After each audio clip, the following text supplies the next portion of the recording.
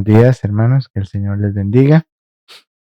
Para hoy ya tenemos nuestra última escuelita, que es como un compendio, ¿verdad?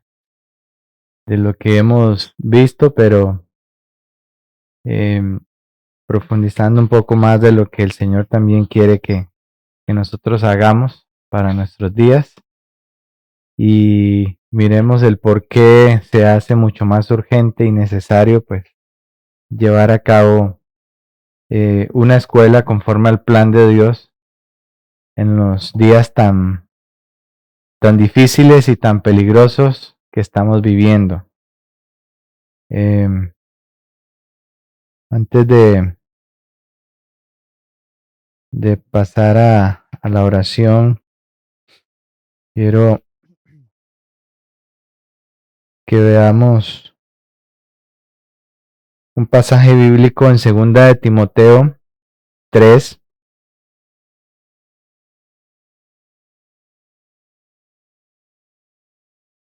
Segunda de Timoteo 3, del versículo 1 al versículo 5.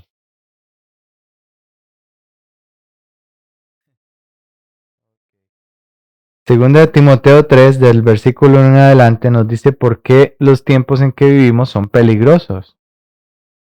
Y hace referencia a los días postreros, o sea, los últimos días.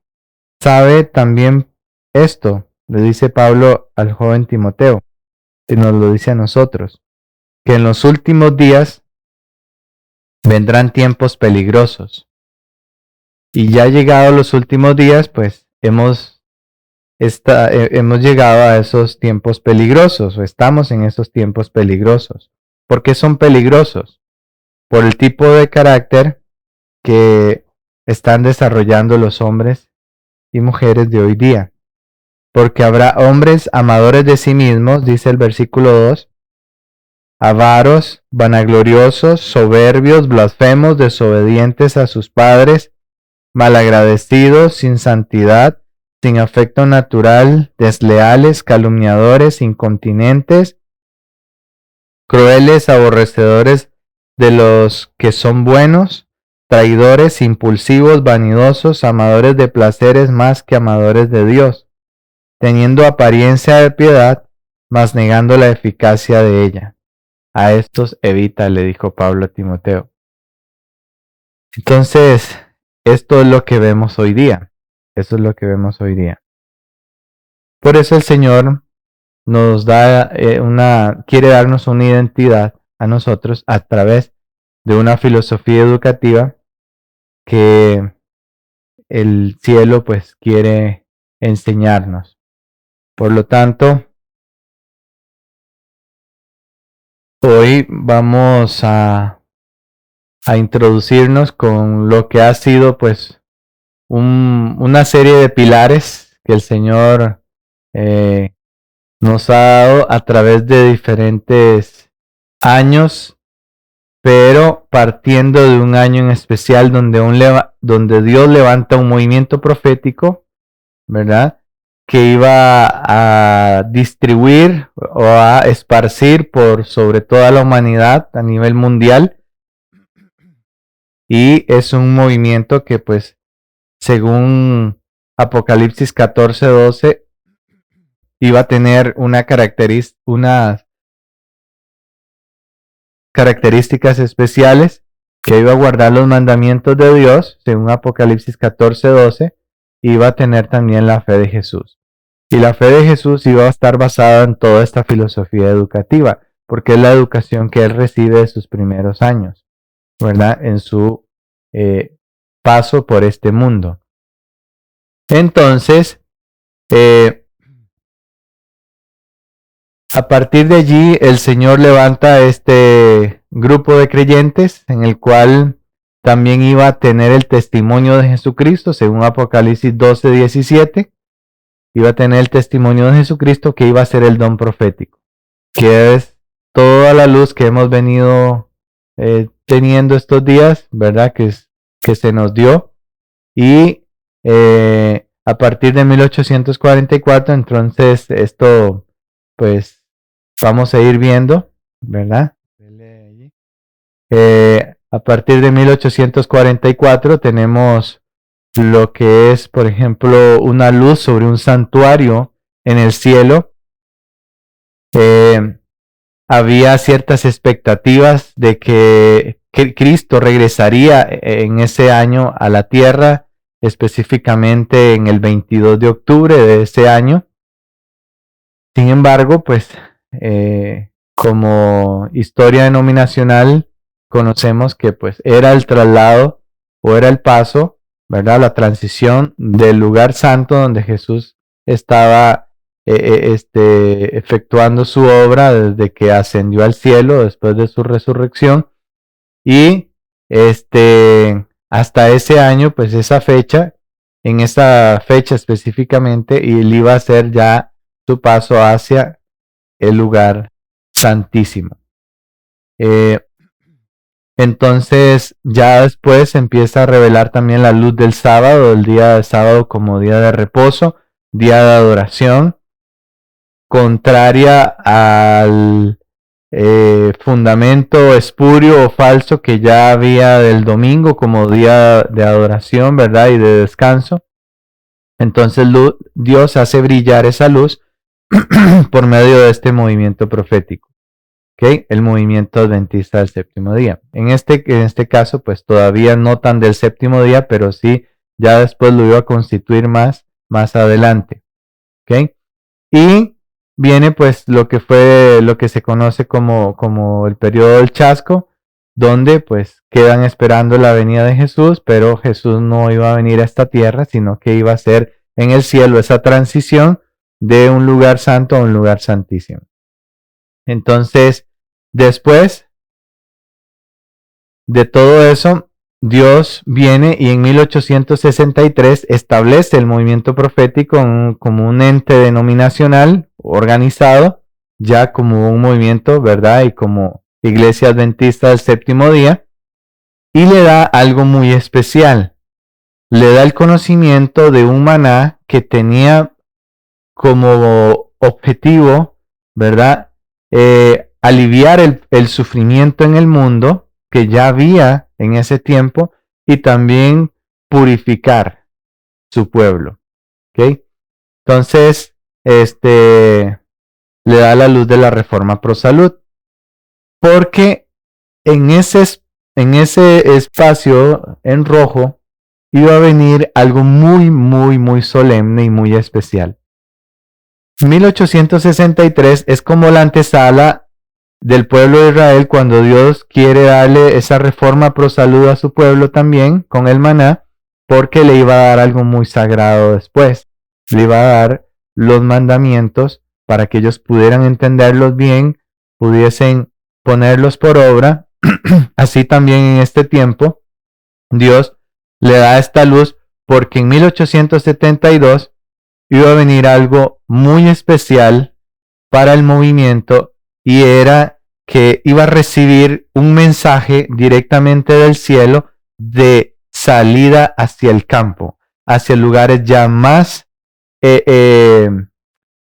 digamos, menos poblados, donde pudieran adquirir, ¿verdad?, la filosofía también educativa y el estilo de vida saludable que Dios quería darlo, no en las grandes urbes, no en las megaciudades, sino en lugares más campestres donde el carácter pudiera ser más fácil para implantarse tanto en los padres como en los hijos.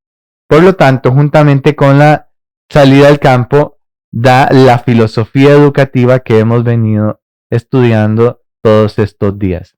El mensaje de la ciencia de la verdadera educación. Porque esta filosofía no iba a poder desarrollarse en las grandes urbes. Iba a ser muy difícil desarrollarla allí. ¿Por qué creen ustedes que iba a ser muy difícil desarrollarla en las grandes urbes o en las grandes ciudades? Porque todo lo que se contempla en las grandes ciudades no es la gloria de Dios, sino es la gloria del hombre. Lo que el hombre ha podido crear, lo que el hombre ha podido hacer. Por lo tanto, muy difícilmente yo puedo contemplar a Dios en esto. ¿Entienden? Y eso fue lo que el hombre levantó. Sin embargo, Dios se proponía hacer una educación especial de su pueblo, porque sabía que allí muy cerca se acercaba una fecha especial también. Pero la luz siguió avanzando y en 1881 él da una reforma en lo que es el vestir, que también iba a ser parte de la reforma pro salud. ¿Okay? Hábitos sencillos en el comer, en el vestir, en el vivir, ¿okay? En el correcto ejercicio, en las leyes naturales que Dios dio, en el agua, en el descanso, ¿verdad? Todo lo que tenía que ver con alimentación saludable, natural, ¿ok? Prescindiendo ya del consumo de animales, de carnes de animales, etcétera, para que la mente pudiese estar bien clarita para recibir toda la filosofía educativa que Dios quería darle a su pueblo. Como el pueblo, a partir de 1863, en su gran mayoría, se rebela contra ese mensaje, todo lo demás de ahí en adelante iba a ser muy nublado porque la mente iba a estar muy embotada, no iban a poder comprender, iban a estar en el lugar también menos idóneo para comprender la buena voluntad de Dios, el mensaje del cielo, y por eso pues no hemos visto grandes reformas dentro de ese movimiento que inició a partir de 1844 o más organizadamente en 1863. Entonces llegó un año muy especial en el cual Dios se proponía derramar su lluvia tardía y madurar el grano que ya venía desarrollándose, aunque con una línea muy pequeña, pero se proponía a través de un mensaje muy hermoso, el mensaje de la justificación por la fe, y preparar a ese pueblo ya para la traslación al cielo. El Espíritu Santo se iba a derramar en su plenitud, empezaron a caer gotas y el mensaje se dio. Sin embargo, es lo que se conoce como el pecado corporativo, ¿verdad? Donde pues tristemente el liderazgo también se opuso a este mensaje. Era el mensaje que iba a hacer brillar en tonos más claros la gloria de Dios, ¿verdad? Más refulgentemente, pero el hombre pues el movimiento en su gran mayoría se opuso a este mensaje. Y Dios tiene que ir como alargando, ¿verdad? Su segunda venida, su venida a esta tierra. Y a partir de 1901 ya sitúa en lugar más prominente una obra, la obra médico-misionera, ¿ok?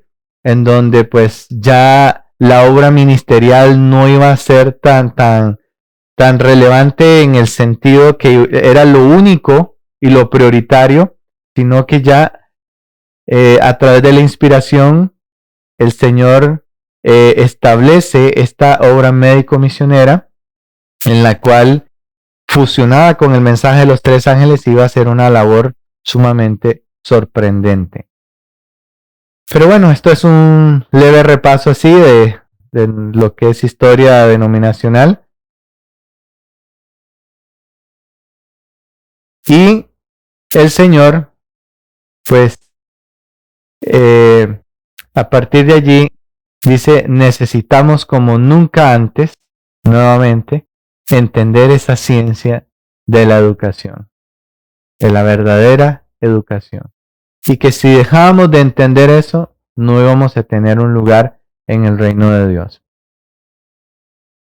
Pero no la podemos entender si no le pedimos a Dios una transformación de nuestra mente, de nuestros pensamientos. Por eso Romanos 12:2 nos dice allí el Señor a través del apóstol, no os conforméis a este siglo, a este mundo. No nos conformemos, o sea, no nos adaptemos, que este mundo no modifique nuestra mente, sino transformaos por medio de la renovación de vuestro entendimiento, ¿Okay? El entendimiento es muy importante. Si dejamos de entender eso, no vamos a tener un lugar en el reino de Dios. Por eso es muy importante el entendimiento. Cuando nosotros leemos Mateo 24, la generación antediluviana dice, y no entendieron, hasta que vino el diluvio y ¿qué pasó? Y se los llevó a todos. Muy poquitos. ¿Ok? Muy poquitos.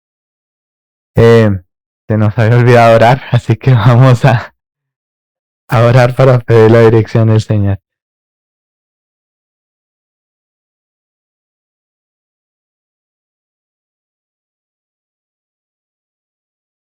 Bendito Dios y Padre Celestial, en esta hora queremos pedir, Señor, el entendimiento que procede de lo alto, la sabiduría del cielo.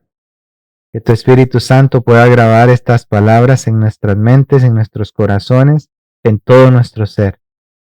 Danos sabiduría, Señor, para entenderla y también el valor y la diligencia para ponerla por obra. Ayúdanos para entender cuál es tu santa y divina voluntad, que es también agradable y que es perfecta. Gracias, Padre, por escucharnos. Acompáñanos en el nombre de Jesús. Amén y amén. Entonces necesitamos una renovación de nuestro entendimiento. ¿Para qué?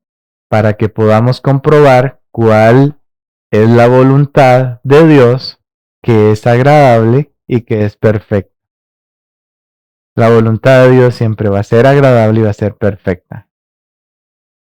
Cuando deja de ser agradable es cuando en la carne nosotros queremos tener entendimiento y por lo tanto, pues no podemos comprenderla. Pero cuando espiritualmente le decimos, Señor, que haya una renovación de nuestro entendimiento, vamos a ver que la voluntad de Dios es agradable y es perfecta. Es lo mejor para nosotros. Es lo mejor. Por eso, en el libro de la educación, en la página 16, las sagradas escrituras son la norma perfecta de la verdad y como tales se les debería dar el primer lugar en la educación. El primer lugar en la educación. Si esto no está en el primer lugar y si esto no es el fundamento, ¿verdad?, de la filosofía educativa, vamos a correr muchos peligros. Y mucha falsamente llamada ciencia que advirtió Pablo allá a Timoteo va a introducirse en nuestras mentes y va a ser muy difícil entender la voluntad de Dios agradable y perfecta. Por lo tanto, estas deberían tener y ocupar el primer lugar en la educación. Y por eso el Señor quiere hacer una transición y un traslado de sus hijos de lo que invita a contemplar la gloria del hombre para que sus hijos puedan contemplar la gloria, el poder de Dios a través de la naturaleza como un libro de texto juntamente con las Sagradas Escrituras que van a seguir siendo dos pilares fundamentales para el desarrollo de la filosofía educativa del cielo. ¿Okay? Entonces, esa transición Dios quiere que la hagamos organizadamente, con mucha oración, pidiéndole a Dios la sabiduría, los requerimientos que Dios ha dejado, las especificaciones, para que pueda darse en el lugar adecuado las condiciones más idóneas para desarrollar allí la filosofía educativa, implantarla desde la niñez. Los mismos padres empiecen a aprender de Dios como maestro a través de las escrituras y asimismo en estos lugares puedan desarrollarse las escuelas que Dios quisiera que se desarrollaran en estos días y que gracias, ¿verdad?, a Él hay ya escuelitas implantadas en estos lugares del campo, desarrollando filosofía de la verdadera educación. Entonces, Dios, recordamos, ¿verdad? Haciendo un repaso, cómo bendice a nuestros primeros padres, Adán y Eva, y les da la orden de que se fructifiquen y que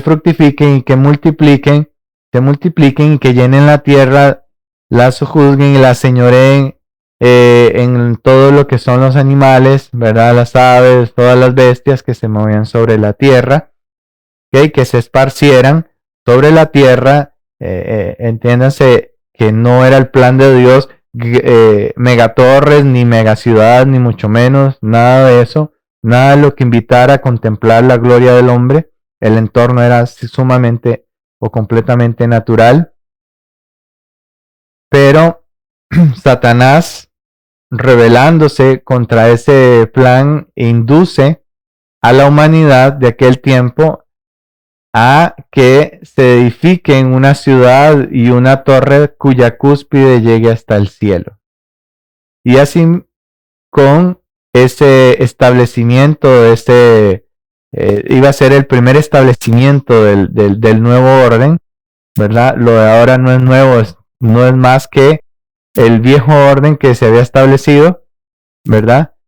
Y con todos sus planes, Satanás nuevamente hoy día quiere levantar un sistema de vida que es como una torre en lugares donde el hombre pueda mirar hacia arriba y contemplar los mega edificios, las torres gigantes, y pueda gloriarse de ello y apartar Satanás la mente del hombre, ¿verdad? De Dios hacia lo que él mismo ha creado. Entonces, a partir de allí vino todo el acabose. Y llegaron los centros multitudinarios, llegaron todos los centros comerciales, llegaron todos los sistemas que iban a cautivar todos los sentidos. Y Pablo, haciendo una advertencia en cuanto a los sentidos, dijo allá en 2 de Corintios,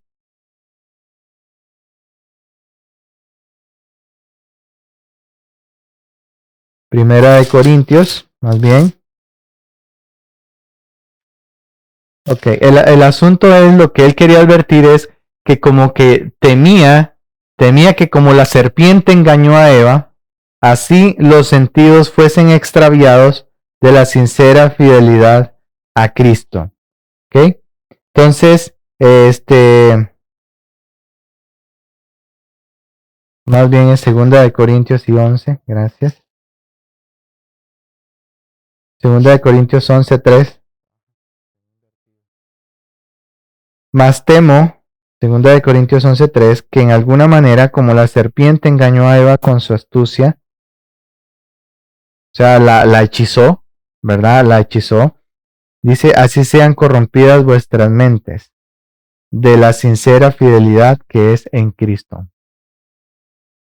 Entonces, Satanás, mediante todas estas cosas, hechiza, nubla la mente, lo hipnotiza de tal manera que con todos los efectos especiales, colores, luces, sonidos, olores, sabores, etcétera, ¿okay? A través de este sistema levanta también la Gran Babilonia, y todo este sistema babilónico que fue transcurriendo a través de las edades es lo que nosotros tenemos hoy día para hechizar y para que la humanidad no comprenda cuál es la buena voluntad de Dios, agradable y perfecta. Dios nos quiere a nosotros alejados de esas cosas porque sabe que allí lo que se contempla no es nada bueno, no es nada bueno. Así que Dios nos dice de la ciudad al campo que ni una familia de cada 100 se beneficiará en el aspecto físico, mental o espiritual, nada más y nada menos que en toda la plenitud de su ser, por residir o por vivir en la ciudad. Ni una de cada 100. Es preocupante. Es mucho más fácil obtener fe, esperanza, amor y felicidad en los lugares apartados, en medio de los campos, las montañas y los árboles. Alejad a vuestros hijos de las escenas y los sonidos de la ciudad, del bullicio y el estrépito de los tranvías y carros, y su mente se fortalecerá.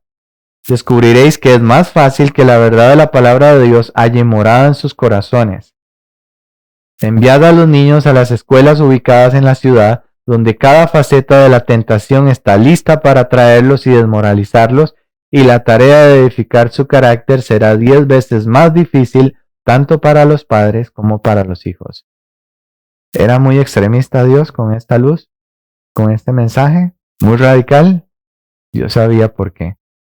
Dios sabía por qué enviaba esto en un tiempo en donde ya el mundo estaba bastante degenerado, hace más de 100 años, y con mucha más razón está más degenerado todavía ya en los días en que nosotros estamos viviendo. Dios no se equivoca. Dios no hace algo por capricho ni por decir, bueno, quiero quitarles ahora la comodidad que tienen en las ciudades, etcétera, etcétera, su confort. Al contrario, no nos va a restringir de algo que sabe que es perjudicial. O sea, que no nos va a dar mayor beneficio. Al contrario, tiene algo mucho mejor para nosotros. Por lo tanto, la falsa educación ha permeado a través de diferentes formas y nos ha llegado, ¿verdad? De tal manera que todos los pensamientos y la filosofía griega se ha introducido también en nuestros días, así como en los días de Cristo sobre la tierra. Y hoy día tenemos que, pues, encuadrar a las personas en sus caracteres, temperamentos, en en esta teoría de un hombre, ¿verdad? De un filósofo griego, Hipócrates, y entonces nos dicen que, pues, existen las personas sanguíneas, ¿verdad? Y es increíble porque de acuerdo a esta regla y a esta clasificación, se quieren también encuadrar matrimonios hoy día para que pueda, dicen los eruditos, ¿verdad? Tener éxito el matrimonio, ¿verdad? Y pues asimismo pueda permanecer. Sin embargo, lo que el hombre une es susceptible de ser separado a los días, ¿ok? Pero lo que Dios une va a permanecer, porque lo que Dios une lo une en base a principios elevados y no a principios terrenales ni mundanales, ¿ok? Entonces, se dice que pues el sanguíneo es una persona como más llevadera, ¿verdad? Como más feliz, que el colérico siempre está enojado, es irritable, etcétera, etcétera, que el melancólico pues siempre se la pasa en un estado depre y que llora y constantemente, que el flegmático pues es una persona allí pasiva, relax, que no es muy expresivo, pero tampoco es irritable ni lo es jiji, sino que es ahí, ¿verdad? Como entre los dos. Y que de acuerdo a eso, pues asimismo vamos a unir las personas y las parejas, etcétera, etcétera. Pero no hay nada más alejado de la verdad que Dios ha dejado como el carácter y el amor puro y genuino que está revelado en las Sagradas Escrituras. Entonces, eso por allí, pero ya después la falsa educación nos fue situando también a nosotros en el centro que vimos que debía ocupar Cristo, y entonces todo converge hacia nosotros, y de allí Satanás se ha valido para establecer al hombre mismo como el ser dueño de sí y al cual pues al fin y al cabo solamente tiene que buscar su felicidad, y en busca de esa felicidad su ego se engrandece, se fortalece, y se vuelve el ser más insensible, más indiferente hacia el dolor, hacia las necesidades de sus semejantes, y por lo tanto es un ser que solo le importa él y solamente él. ¿Okay? De tal manera que se introdujo en la falsa educación también lo que se conoce como el karma y como ley de atracción, en donde ese ser es su propio centro, y donde todo lo demás, que todas las cosas materiales que él atraiga sobre sí, él las puede tener. ¿Okay? Entonces, su filosofía educativa está destinada simplemente a realizarse él, pero en base a todo lo que pueda obtener.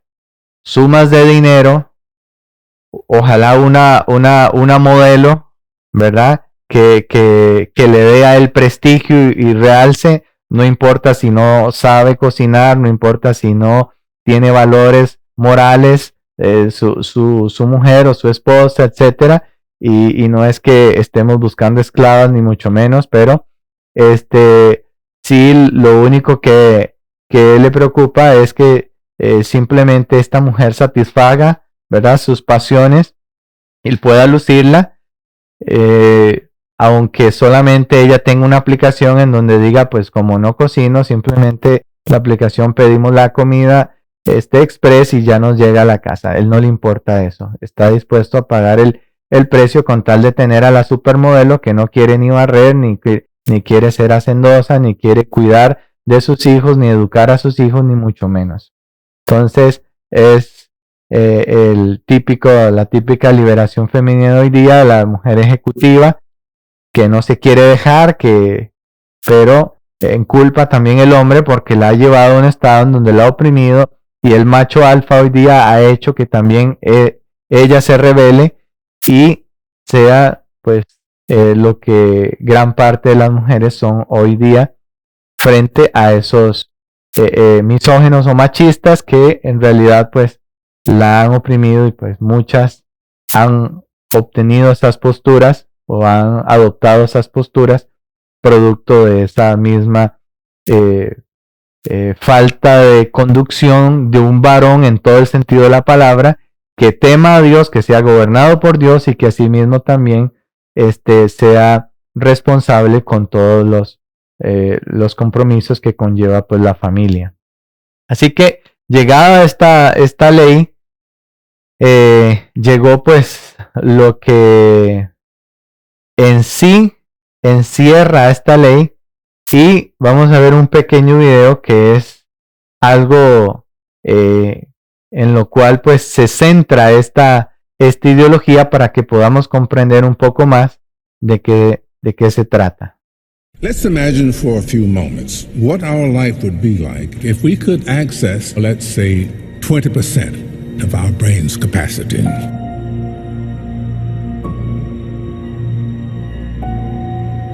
If you want to have something show up in your life, the kind of person you would like to become, manifest something new into your life, something powerful, whatever it might be, you obviously must first be able to imagine it. Your imagination is able to do all that you ask in proportion to the degree of your attention. So, what kind of attention do you place on your desires?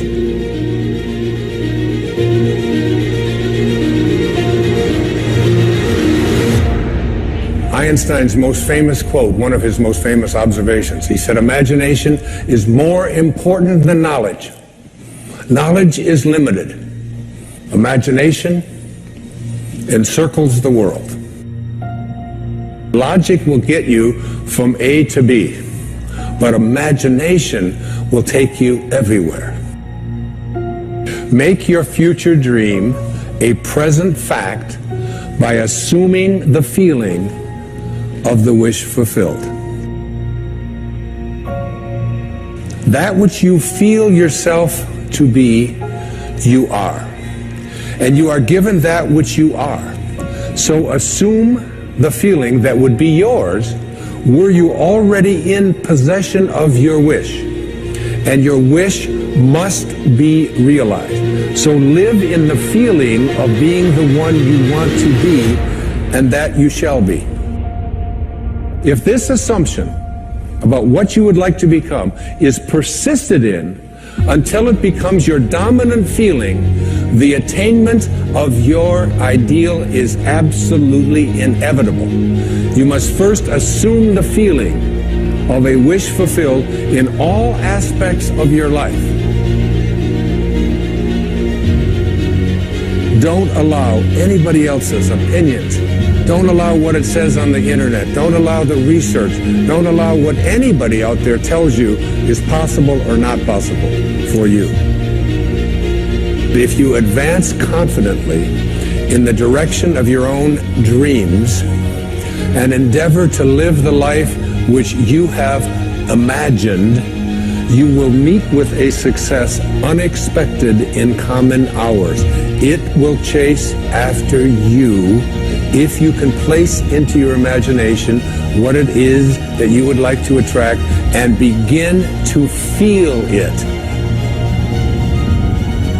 Start retraining your subconscious mind. And your subconscious mind, it responds to what it is that you suggest to it.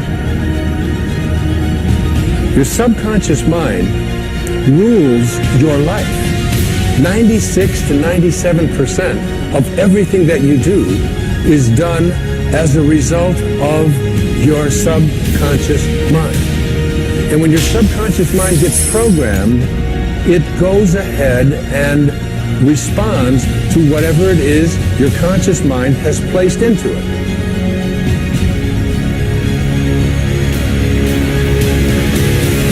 You are the creator.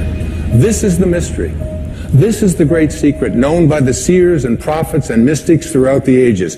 This is the truth that you can never know intellectually.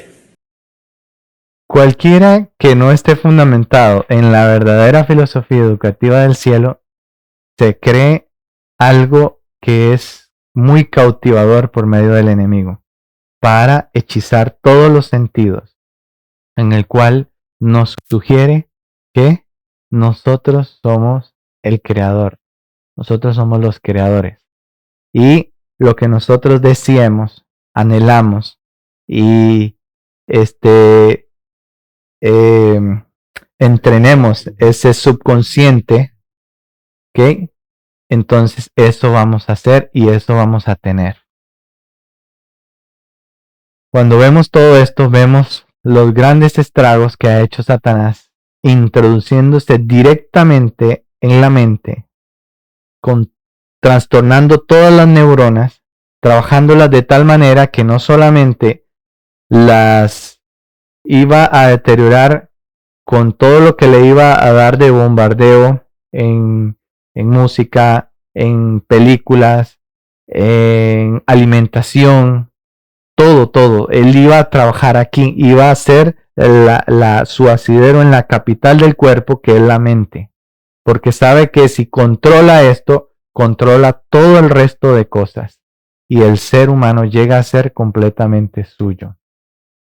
Por eso vemos lo que vemos hoy día.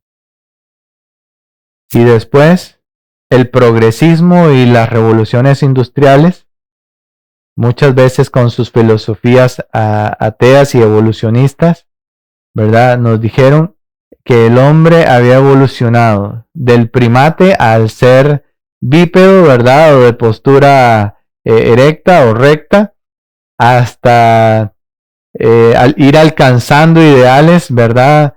De desarrollo humanístico, al tal punto que ya después el hombre llegó a interactuar con los sistemas mecánicos artificiales y después iba a llegar la era de la robótica, en donde íbamos a poder también ser más susceptibles al desarrollo. Pero esto es evolución o es devaluación. Allí podemos ver cómo también todas estas teorías se fueron implantando en los sistemas educativos.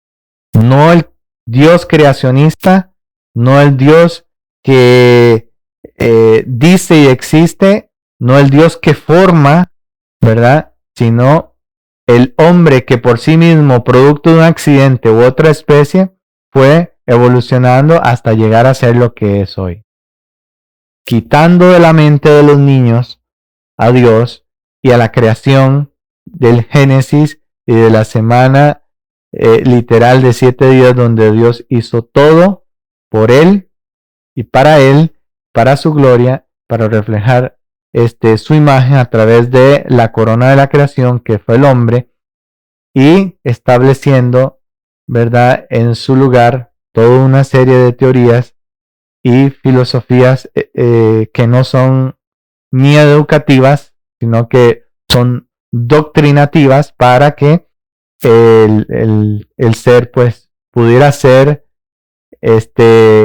transformado de tal manera que pudiera ese ser convertirse casi en una máquina programada por Satanás para obedecer todos sus principios y sus postulados.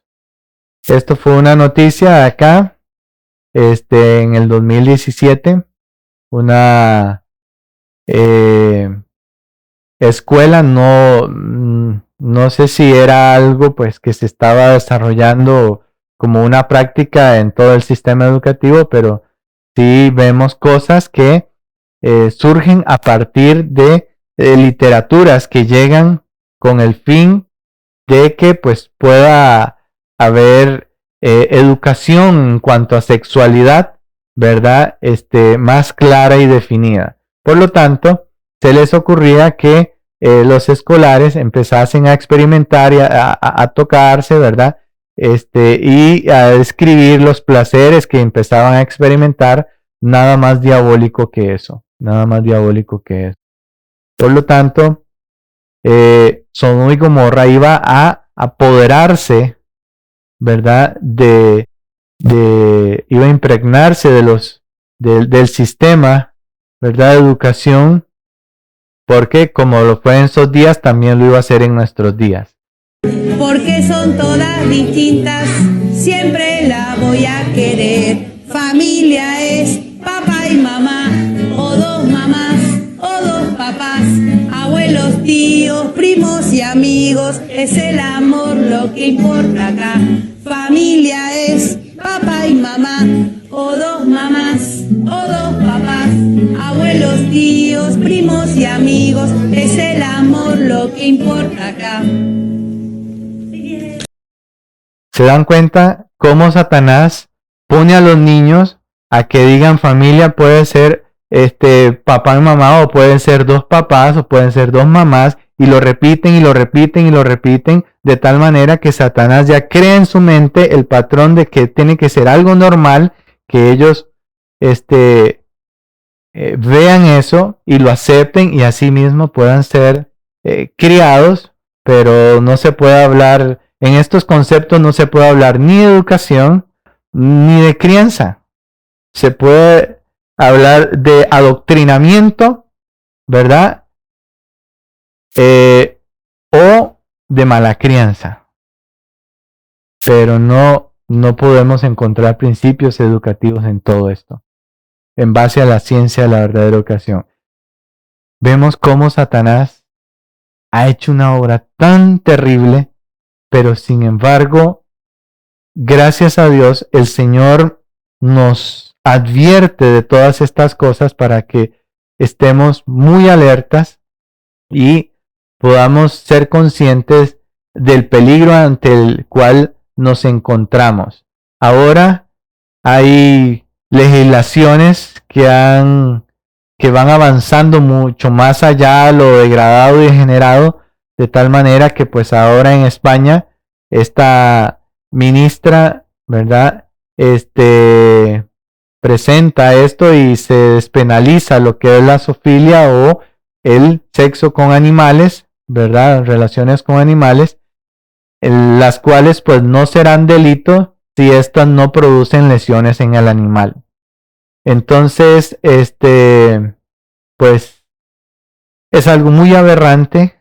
La verdad, lo que están diciendo es que pues si el animalito sintió algo de placer y no fue lastimado, pues no es penalizado, pero si fue terriblemente abusado y presenta algún daño, alguna lesión, hermanos, esto la verdad es que es sumamente degradante, sumamente aberrante, es algo tan abominable, ¿verdad? Que yo no sé qué sentirá Dios cuando contempla todas estas cosas y cuando ve el ser humano que se degrada en esas prácticas, ¿verdad? Del hombre con la bestia. Pero fueron las prácticas a las cuales llegaron los antediluvianos, juntamente con toda la manipulación genética,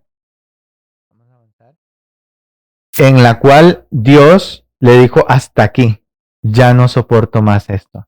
Y mis hermanos, hemos llegado a ese tiempo, en donde ya Dios está solamente esperando que ese grupo de fieles lo represente dignamente y podamos levantar esa bandera y podamos decir, aquí estamos con esta filosofía educativa del cielo en nuestras vidas, en nuestros hijos, y Dios vea una representación suya en la tierra y Dios diga, voy por ellos. Voy por ellos. Va a venir, estemos nosotros listos o no estemos listos, va a venir, porque va a haber una representación y siempre la ha habido, aunque muy pequeñita, una manada pequeña, pero siempre la ha habido. Por eso, mis hermanos, la tierra, el campo, la vida campestre ayudó a la mujer, que el lenguaje profético es la iglesia. Y cuando uno llega y contempla eso y ve esos niños, eso no fue una foto que me la enviaron ni mucho menos. O sea, estuve allí, los vi, comí con ellos, interactué con ellos y puedo ver o pude palpar la mente de esos niños comparada con la mente de otros niños de las ciudades. Yo dije, Dios mío, esto es una diferencia abismal como del cielo a la tierra.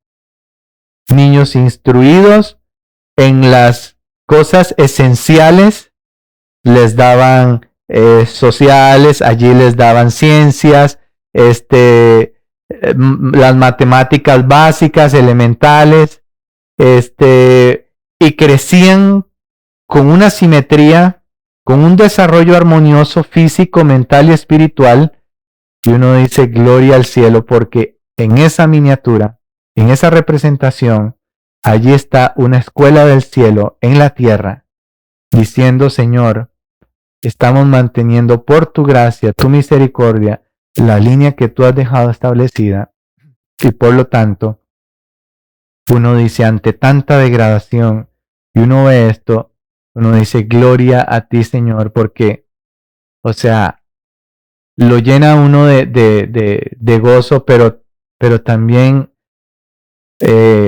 lo desafía a decir, Señor, ¿por qué no tenemos esto? ¿Y por qué no tenemos una opción, una oportunidad para nuestro país de que aquellas personas, familias, porque esto no va a ser para todo el país ni para todo el mundo, y no porque Dios quiera que sea solamente para algunos, sino porque no es una filosofía que sea atrayente. Cuando un padre y una madre de globalizado, ¿verdad? Del presente siglo ve esto y ve un niño que está en un entorno más estructurado de paredes, de institución y con los sistemas tecnológicos, dice el niño con los sistemas tecnológicos va a aprender mucho más que estos y se va a quedar rezagado y estos van a quedar totalmente quedados allí, no van a tener oportunidades y todo lo demás. Pero no, lo que no sabe es que estos se están creando para ser autosostenibles, para no depender de los sistemas y que pueden llegar confinamientos a ellos, pueden llegar cierres, pandemias y todo lo que sea que ni el virus le va a afectar, ni lo que hagan las élites cerrando todos los sistemas de abastecimiento les va a afectar porque ellos mismos están cultivando sus alimentos. Y aprendieron a trabajar y aprendieron las ocupaciones útiles y aprendieron a desarrollar oficios. Y no se dicen profesionales. Y ni son reconocidos profesionales. Pero van a ser los seres más valorizados por el cielo y en más alta estima por el cielo aunque la sociedad no los contemple en la estima en el que el cielo los tiene, porque van a ser con valores morales y espirituales y van a crecer firmes, rectos e íntegros. Y si la sociedad tuviera este tipo de personas, sería muy diferente a los profesionales que hoy día, tan degenerados, están saliendo de los sistemas educativos. Y en Ezequiel 3:22, el Señor le dijo a Ezequiel, vino allí la mano de Jehová sobre mí, y me dijo, levántate y sal al campo, y allí hablaré contigo. Y a Ezequiel se le mostró la gloria de Dios una vez que se levantó y que salió al campo. La gloria de Jehová, que es el carácter, se empezó a desarrollar en él como la gloria que había visto junto al río Quebar, y me postré sobre mi rostro. Esa fue la experiencia que también tuvo Ezequiel. El libro de Proverbios, en el capítulo 12, el versículo 11, dice que el que labra su tierra se saciará de pan, mas el que sigue a los vagabundos es falto de entendimiento. Pero estas son los don nadies. Estos son los don nadies de los cuales nosotros dependemos en las ciudades para nuestro abastecimiento. Porque si no hubiera agricultores, entonces, ¿cómo comemos? Pero son los don nadies. Qué paradójico, ¿verdad? Proverbios 28:19 también nos dice, el que labra su tierra se saciará de pan, mas el que sigue a los ociosos se llenará de pobreza. ¿Sabemos trabajar la tierra? ¿Estamos en esa experiencia? Armonizando y vinculándonos con estas herramientas. Estas son las herramientas que verdaderamente nos van a dar a nosotros utilidad. Emma agarrando ese asadón. Ahí el Señor va haciendo su obra, desarrollando carácter a través de una herramienta, imagínense. El Ministerio de Curación dice que hay un sinnúmero de familias también pobres en cuyo beneficio no habría mejor obra misionera que la de ayudarles a establecerse en el campo y a enseñarles cómo sacar sustento de él. La necesidad de una ayuda e instrucción semejantes no queda circunscripta a las ciudades. En el campo también, a pesar de sus recursos, hay muchos pobres muy necesitados. Hay comunidades enteras faltas de educación industrial y de la sanidad. Hay familias que viven en chozas con pocos muebles y escasa ropa, sin herramientas, sin libros, sin ningún desahogo ni medios de cultura. Algunas almas más bien embrutecidas, cuerpos debilitados y deformes, resultado patente de la herencia y de los malos hábitos. Esta gente también debe ser educada desde el principio y han llevado vidas desprovistas de todo, vidas de ocio y de corrupción, y necesitan que se les enseñen hábitos buenos. Así que hay una obra por hacer, no solamente en las ciudades, también en las comunidades rurales, donde el Señor abra espacio para trabajar y para enseñarles.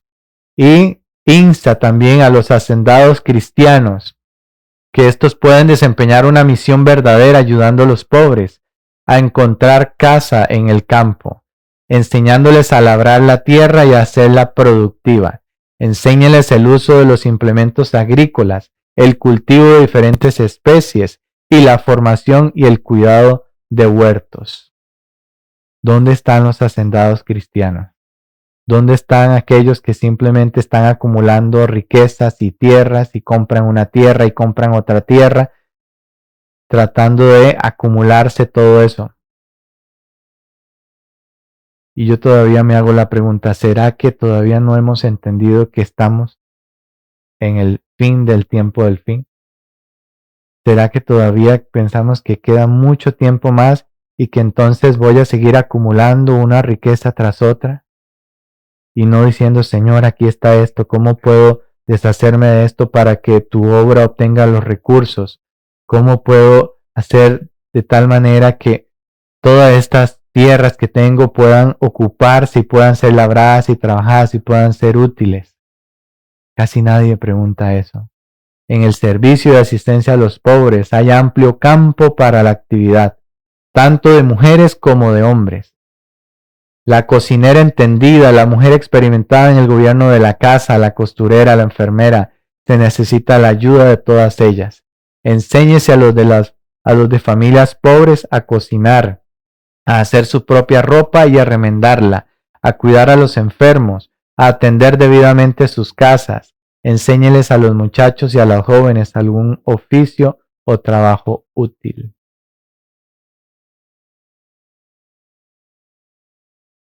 Entonces, mis hermanos, ¿qué es para el cielo educación? Posiblemente sea muy difícil lo que es para nosotros educación. Para el cielo, educación es un concepto muy diferente. Dice que nuestro concepto de la educación tiene un alcance demasiado estrecho y bajo, y es necesario que tenga una mayor amplitud y un fin más elevado. La verdadera educación significa más que la prosecución de un determinado curso de estudio. Significa más que una preparación para la vida actual. Abarca todo el ser y todo el periodo de la existencia accesible al hombre. Es el desarrollo armonioso de las facultades físicas, mentales y espirituales, y prepara al estudiante para el gozo de servir en este mundo y para un gozo superior proporcionado por un servicio más amplio en el mundo venidero. Eso es educación para el cielo, con el propósito de preparar esas facultades físicas, mentales y morales para la ejecución de todo deber. Como dijo Pablo a Timoteo, enteramente preparado para toda buena obra. Es un adiestramiento del cuerpo, la mente y el alma para el servicio divino, no para nuestra gratificación propia. Esta es la educación que perdurará en la vida eterna. Dice Palabras de Vida del Gran Maestro. ¿Cómo y de qué forma deben establecerse escuelas y qué se debe enseñar? Dice la educación que la educación manual merece más atención de la que se le ha prestado. Se deberían establecer escuelas que, además de la cultura mental y moral superior, provean las mejores facilidades posibles para el desarrollo físico y la educación industrial.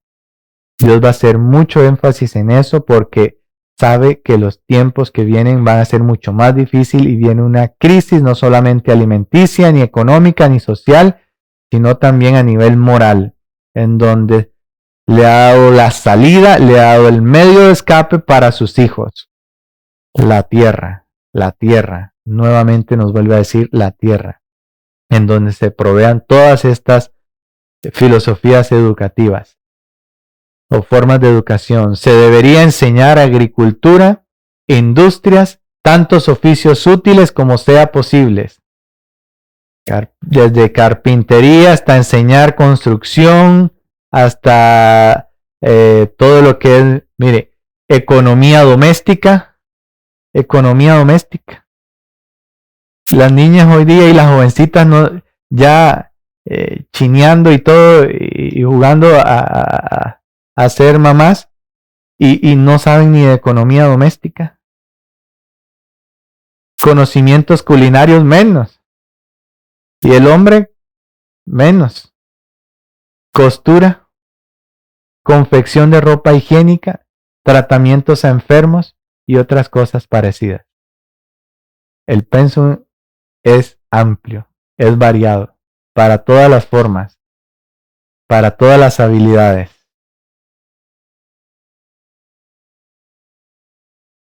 Esto es lo que en un momento se estableció como un modelo de escuela hace más de 100 años, con una escuela muy especial que el Señor estableció en la tierra, la escuela de Madison. Tristemente también el diablo hizo su obra y desapareció Madison con sus fundadores, Sutherland, Magan, Emma White, Edson White, todos ellos establecieron esta escuelita en ese lugar donde Dios lo proveyó. Dios proveyó el lugar y entonces en esa finca estaba esa casa que se conocía como la vieja mansión. Allí guarnecían un poco, ¿verdad? De inclemencias del clima frío, de la nieve y de muchas otras cosas. Sin embargo, ahí empezó todo ese sueño celestial, el cual pues se fue esfumando poco a poco hasta el punto de erradicarlo Satanás. Pero Dios seguía y seguía y seguía y sigue hasta nuestro tiempo, manteniendo esa línea, ¿verdad?, de esa ciencia educativa. Y el primer congreso de 1909 fue algo sumamente especial. Muchos pudieron empezar a conocer esa ciencia y empezaron a trabajar con sus manos, a ser útiles, y empezaron a establecer todos esos sembradíos, a sembrar esto, a sembrar aquello, a ser autosostenibles, a proveer para sus necesidades. Empezaron las clases de cocina y fue aquello toda una belleza. Las fábricas los jóvenes cómo emprendían su obra educacional en la elaboración de muebles, sabían trabajar la madera, las herramientas.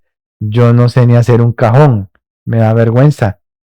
Pero mis hermanos, estas escuelas tenían ese propósito. Las clases de Biblia, todo era una belleza. Era el sueño de Dios, el sueño de Dios. Y mis hermanos, pues ahí en una representación de menor escala a lo que fue aquel modelo, ¿verdad?, de Madison, algunas cositas se han podido ir realizando ahí, pues en la industria, en la pequeña industria, en la escuelita que pues se había empezado a establecer en Panamá, trabajando la tierra ya, cultivando, tratando a los enfermos allí, una belleza. Las personas en esa tina, recuerdo una vez un pastor evangélico me dijo, siento como si la mano de Dios pasara sobre mí, tratara mi enfermedad, mi problema.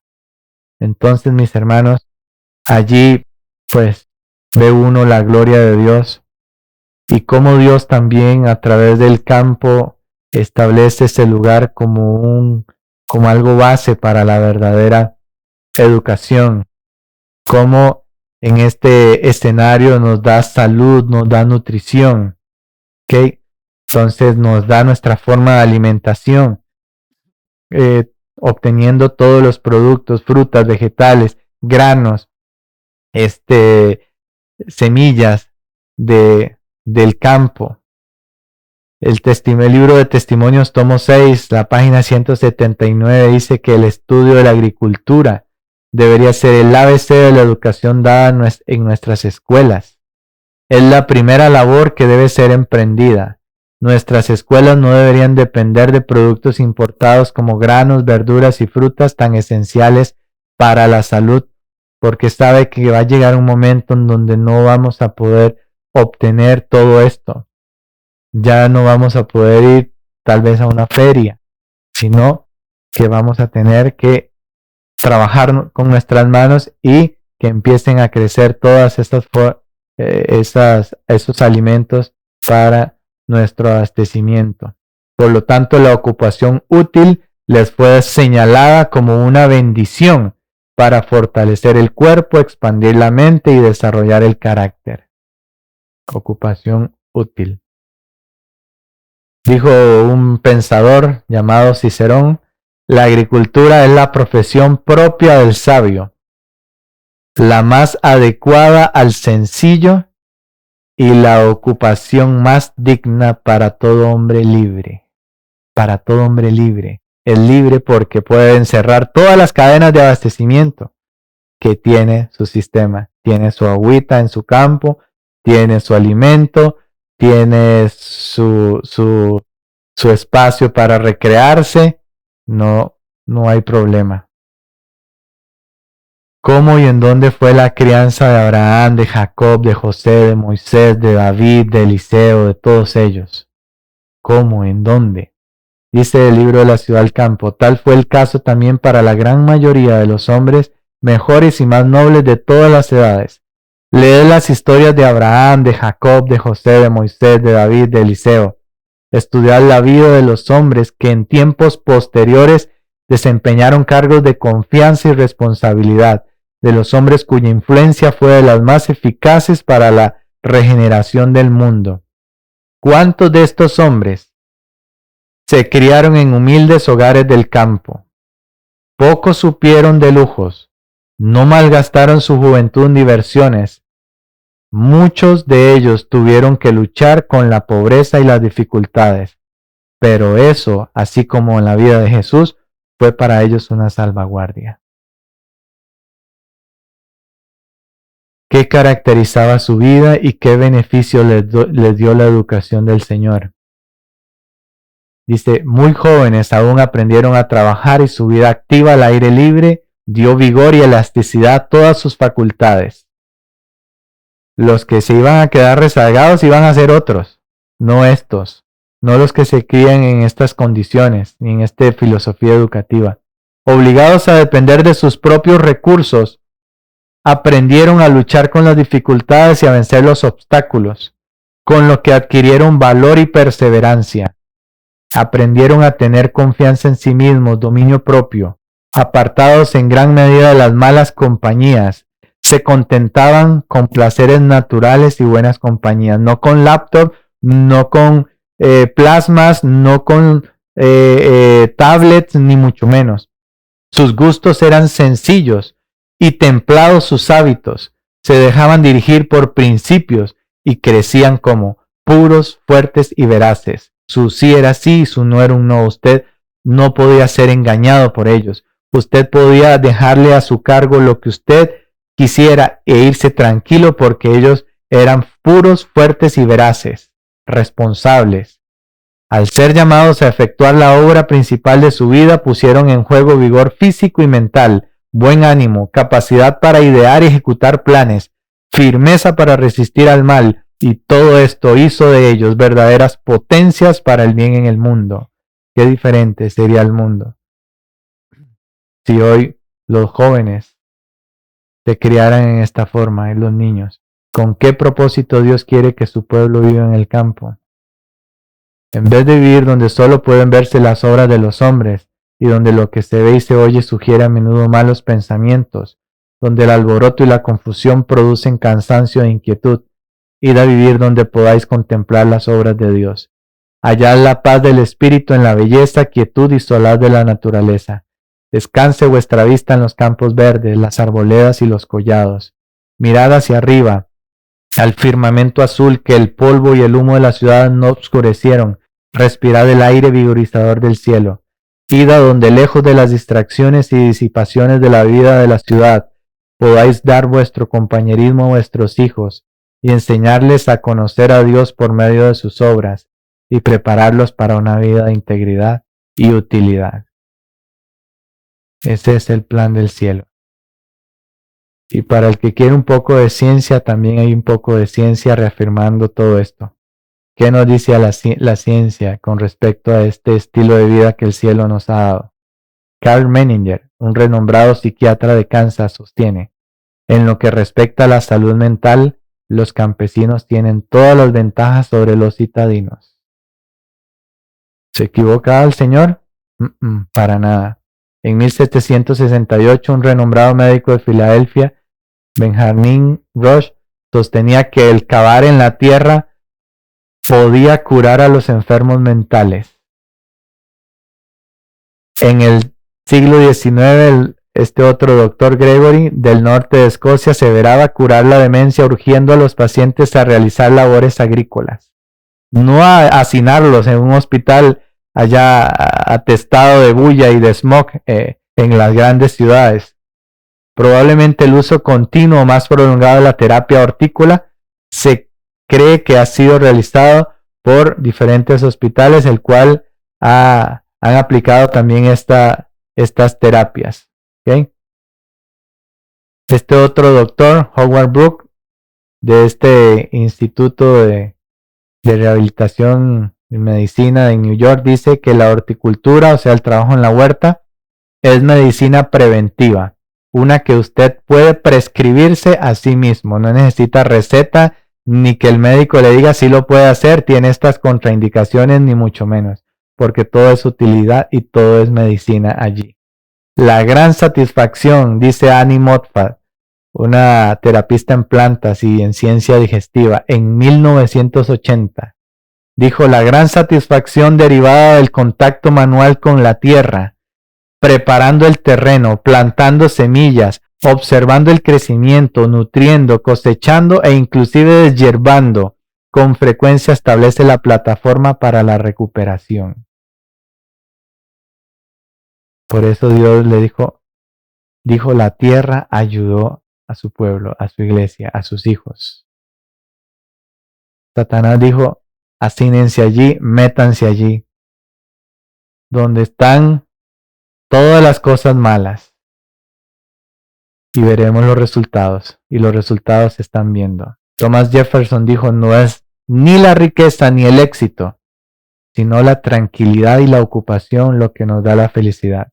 Hasta ahí le llegaba el pensamiento, pero le podemos agregar y una vida en completa comunión con el Creador, lo que nos dará la felicidad. Hubiera quedado más completa la expresión de este expresidente de los Estados Unidos, pero hasta ahí llegaba su luz y tenía mucha razón. Y Roosevelt dijo, la mejor cosecha es la cosecha de niños. Los mejores productos de la granja son los hombres y las mujeres criados en ella. Cuando los Estados Unidos tenía este tipo de escuelas, al menos les daban algunas utilidades, ¿verdad? Dios va a ayudar a su pueblo a encontrar tales lugares fuera de la ciudad, dice el Hogar Cristiano. Debemos creerlo, debemos aceptarlo en fe y debemos orar mucho más por ello y darnos a esa tarea juntamente con otro. Hacerlo uno sin dejar de hacer lo otro. Porque, mis hermanos, esto es trascendente. Si no, nos vamos a quedar solamente con lo pequeño. El Señor quiere darnos lo más grande en la medida en que nos vamos ocupando de lo otro. Así que, mis hermanos, que el Señor nos bendiga, que el Señor nos guarde y que el Señor nos ayude, porque ahora decimos como los discípulos, ¿qué hacemos? ¿Verdad? ¿Qué hacemos ante todo esto?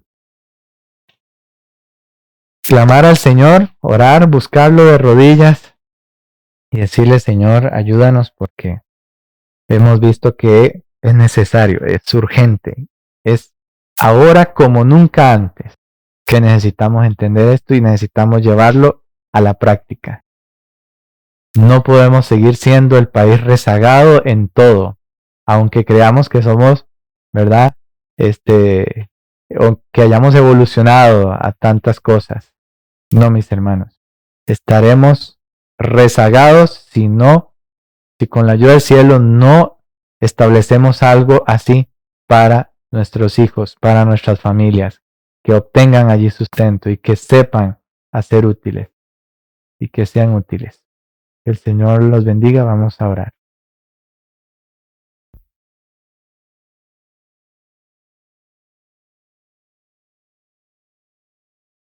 Padre, en esta mañana venimos con corazones sumamente agradecidos.